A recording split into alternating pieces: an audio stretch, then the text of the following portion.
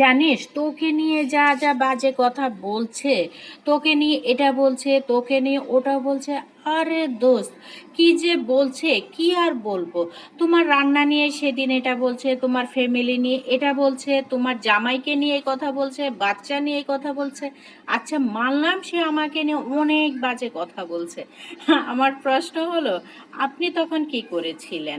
না মানে যখন আমরা একে অন্যের সাথে কথা বলি, বেশি ক্লোজ হই, বা একই মন মানসিকতার হলে, বা যদি দেখি ওই যে মানুষটাকে নিয়ে আমরা কথা বলি ওই মানুষটা আমাদের অপছন্দের হলে, তখন আমরা ওই মানুষটার খারাপ দিক নিয়ে আলোচনা করি বা কথা বলি, তাই না?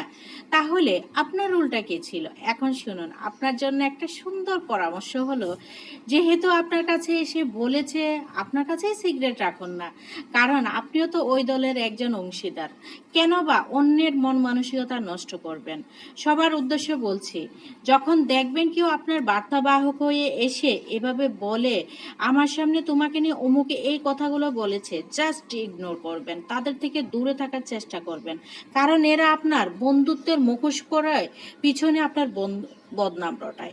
শত্রু আপনি চিহ্নিত করতে পারবেন, কিন্তু বন্ধুরূপের শত্রু কিন্তু বেশি ভয়ঙ্কর। এদের থেকে সাবধানে থাকবেন, সচেতন থাকবেন। এদের থেকে যত দূরে থাকবেন ততই আপনি ভালো থাকবেন।